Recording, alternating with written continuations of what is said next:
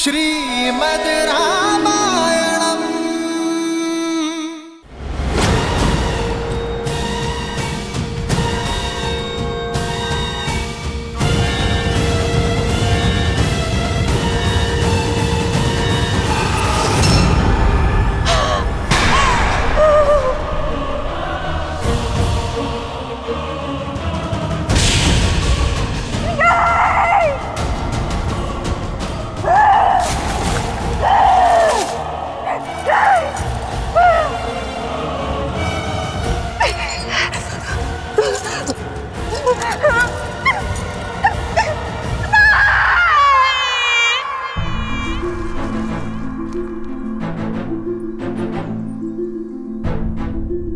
राक्षस प्रजाति हमसे प्रतिशोध लेने अवश्य आएगी लक्ष्मण। हमें शीघ्र अतिशीघ्र यहाँ एक गुफा का निर्माण करना होगा ताकि मैं पंचवटी में इनका सामना कर सकूं और सीता यहाँ सुरक्षित रहे। आप क्यों भैया? रक्षक का धर्म तो मेरा है, इसीलिए इन राक्षसों का सामना भी मैं ही करूंगा। आप यहाँ भाभी माँ के साथ रहिए। तुम्हारे सामर्थ्य पर तनिक भी संदेह नहीं है मुझे लक्ष्मण। तभी तो संसार में सबसे अमूल्य, सबसे महत्वपूर्ण सीता की सुरक्षा का दायित्व मैंने तुम्हें सौंपा है।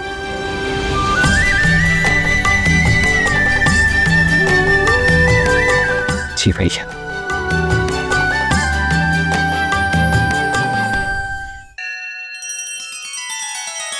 श्री रामचंद्र कृपालु भजु मन हरण भव भय दारुणम। नव कंज लोचन कंज मुख कर कंज पद कंजारुणम। सिया राम सिया राम सिया राम सिया राम। आदर्श और मर्यादा की है ये कथा महापावनम।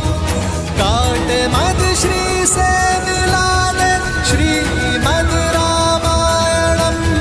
श्रीमद् रामायणम। सिया राम सिया राम सिया राम सिया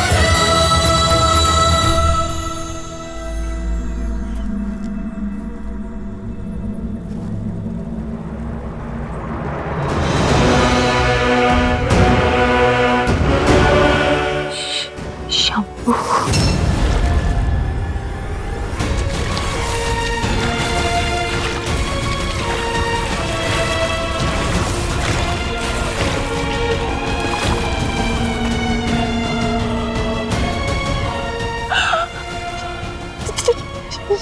शंभू।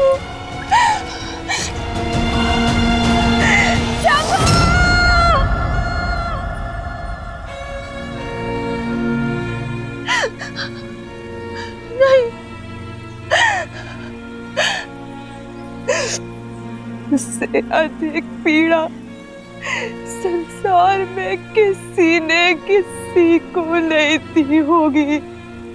राम, जो तुमने और तुम्हारे भाई ने मुझे दिए उस जनक नंदिनी सीता के कारण। एक स्त्री के लिए उसका रूप और मान और एक माता के लिए अपने संतान के प्राण संसार में सबसे अधिक प्रिय होते हैं। और तुमने मुझसे दोनों छीन लिए।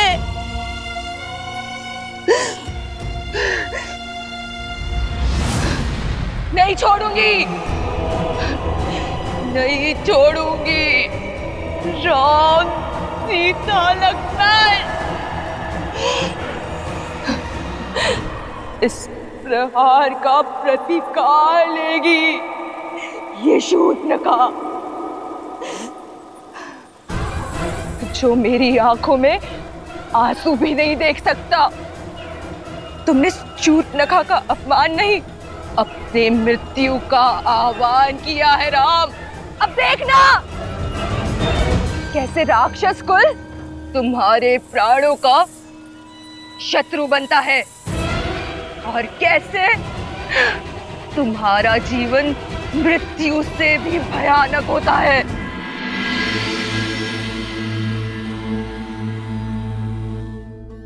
ये कैसा विरोधाभास है महादेव?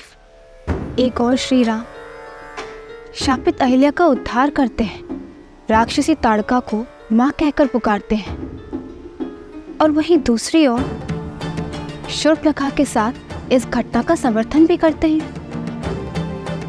उसे क्षमा क्यों नहीं किया दीन दयालु श्री राम ने?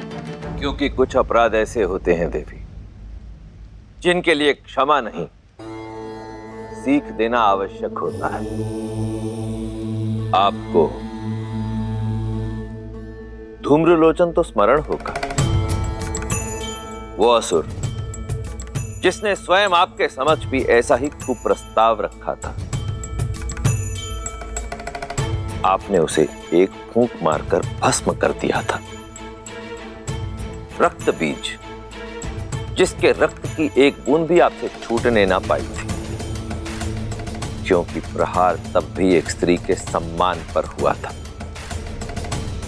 पति और पत्नी के पवित्र संबंध पर हुआ था। और श्री राम वो तो संसार को आदर्श और मर्यादित जीवन की विधि सिखाने के लिए ही आए हैं। ऐसे में संसार को यह सीख देना भी अत्यावश्यक हो जाता है कि यदि किसी ने कुमार्ग को अपनाया तो उसे दंडित भी किया जाएगा। दंड स्वरूप शूर्पणखा की नाक काटी गई, उसके रूप के अभिमान को मिटाने के लिए उसके कानों को भंग किया गया, क्योंकि श्री राम द्वारा बार बार धर्म की बात समझाने पर भी वो उसे अनसुना कर रही थी। आप स्वयं विचार कीजिए देवी, शूर्पणखा को उसकी वासना और कामुकता की भावनाओं ने इस सीमा तक ग्रसित कर दिया कि वो ये भूल ही गई कि वो वहां अपने पुत्र को ढूंढने गई है।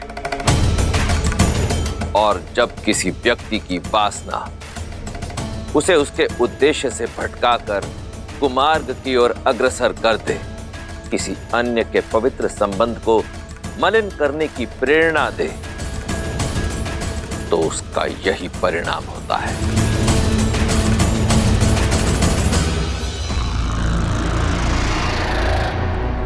भैया!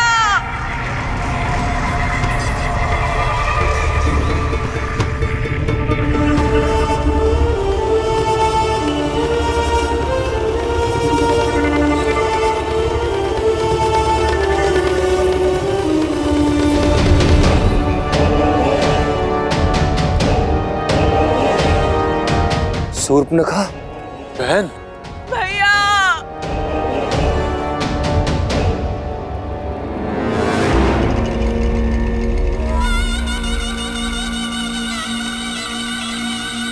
बहन, ये कैसे?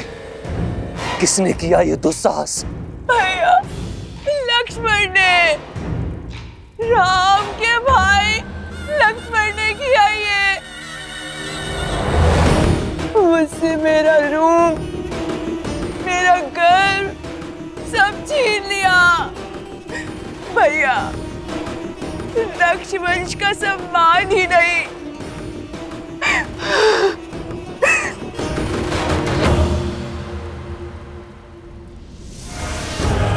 मेरे पुत्र के प्राण भी ले लिए। भैया!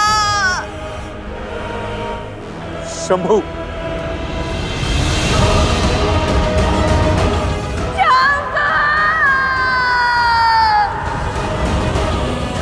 वनवासियों का इतना दुस्साहस, इसका मूल्य चुकाएंगे वो। अपना प्रतिशोध पूरा होते देखोगी तुम बहन। ऐसी मृत्यु देंगे उन वनवासियों को कि भय का दूसरा नाम दंडकारण्य भी भयभीत हो उठेगा। उचित कहा दूषण, किंतु उससे पूर्व शंभू की अंत्येष्टि करनी होगी।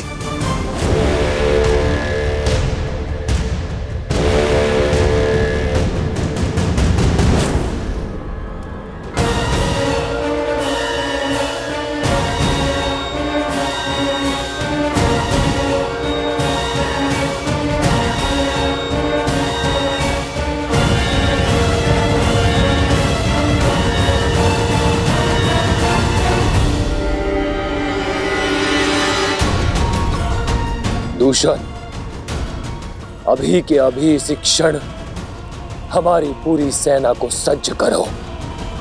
पूरे 14,000 राक्षस सैनिकों के साथ पंचवटी की ओर कूच करेंगे। बहन के अपमान की अग्नि अब शत्रु के रक्त से बुझेगी। किंतु भैया, न राम साधारण है और न ही उसके अस्त्र, भला हमारे रक्ष सैनिक उन शत्रुओं के सामने कैसे टिक पाएंगे भैया? यदि उनके पास दिव्य अस्त्र है तो हमारे पास भी 6 अति बलशाली वीर राक्षस सेनापति हैं। दूषण और महाकपाला के साथ 4 और शूरवीर, जिनमें बल और बुद्धि दोनों का अद्भुत संगम है। और उनमें पहला है 3 सिरों का स्वामी, अपनी भुजाओं में संपूर्ण सेना का बल रखने वाला असुर सेनापति त्रिशिरा।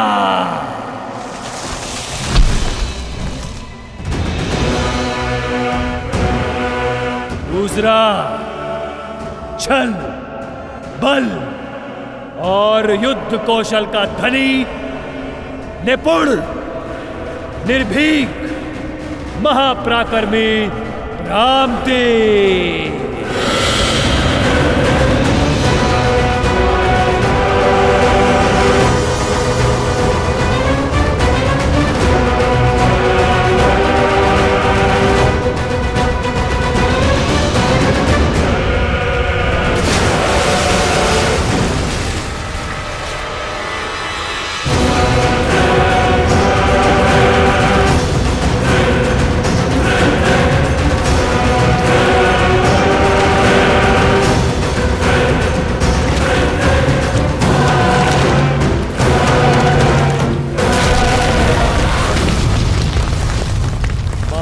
शक्तिशाली, आतंक का पर्याय, बल की पराकाष्ठा, जिसके आगे न देव टिक सकते हैं न दानव, महाबली अरिष्टा। और सबसे शक्तिशाली अस्त्र, कुटिलता में पारंगत, दया से दूर, बल से भरपूर, अनेकों बार इस धरा को संतों के रक्त से रंगने वाला परम प्रतापी सुलक्षा, जिनके वार से देवता भी नहीं बच सकते, उनके प्रहार से वो तुच्छ मानव कैसे बचेंगे? मनुष्य शरीर 5 तत्वों से बना है और हमारे 6 वीर सेनापति राम और लक्ष्मण का हर अंग भंग कर देंगे, आत्मा तक को नष्ट कर देंगे उनकी।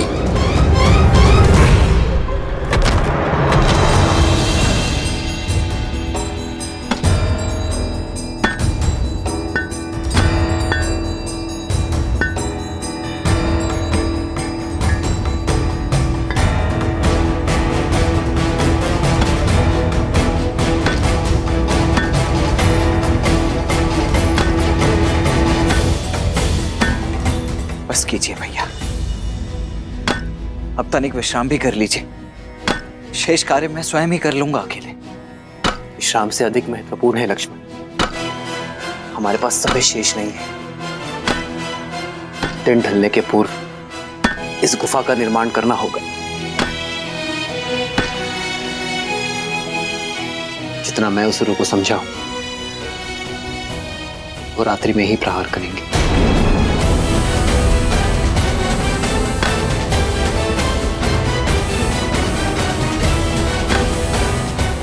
जो आ गया भैया।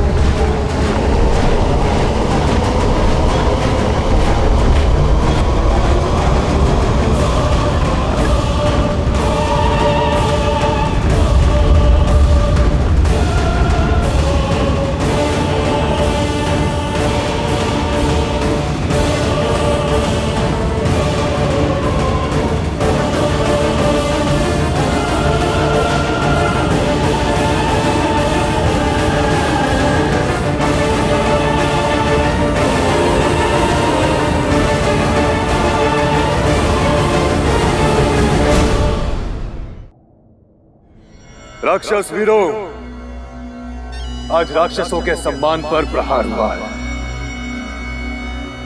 दो तुच्छ वनवासियों ने हमारे बल को ललकारा है, हमारे शौर्य को चुनौती दी है।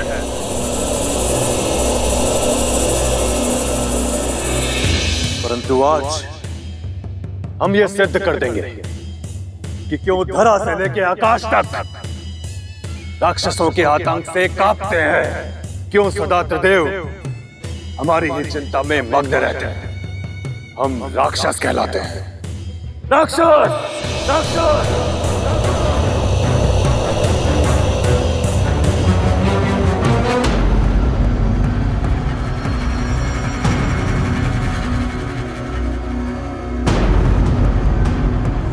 मेरे 6 वीर सेनापति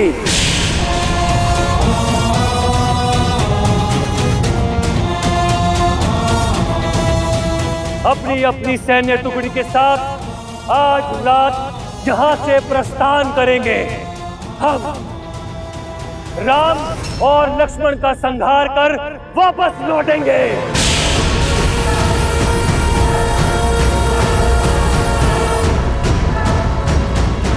और इस द्वंद्व में हमारा पुरस्कार होगी ब्रह्मांड सुंदरी सीता।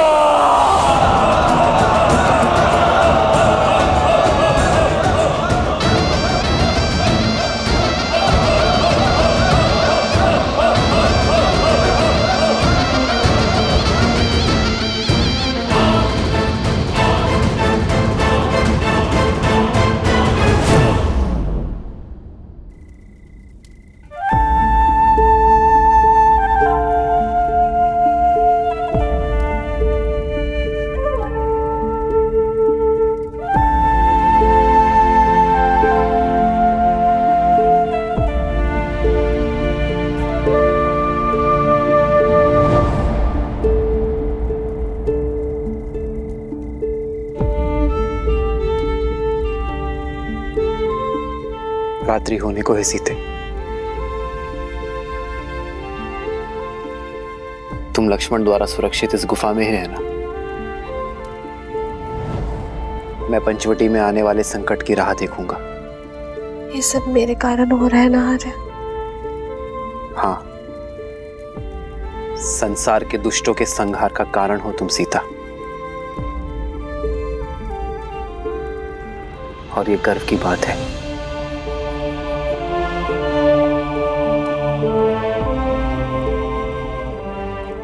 हम मुस्कुरा भी दो सीता।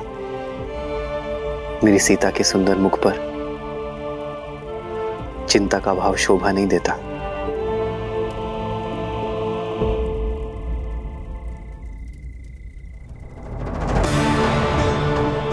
जानती विजय धर्म की ही होगी, मेरे श्री राम की ही होगी। भाभी माँ की आप तनिक भी चिंता मत कीजिए भैया। मैं उनकी रक्षा उसी प्रकार करूंगा जिस प्रकार पलकें आंखों की करती है। जानता हूं लक्ष्मण, तभी तो अपनी प्राण प्रिय सीता की सुरक्षा का उत्तरदायित्व मैं अपने वीर भाई के कंधे पर सौंप कर जा रहा हूं।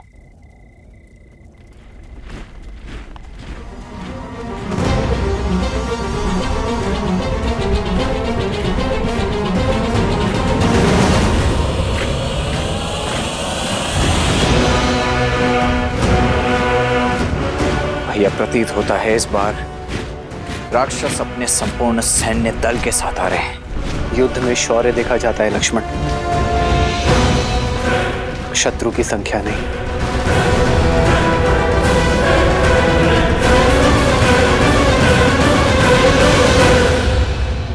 आर्य,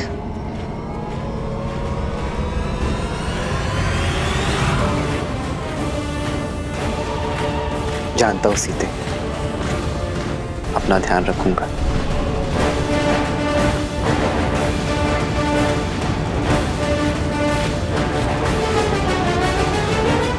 लक्ष्मण,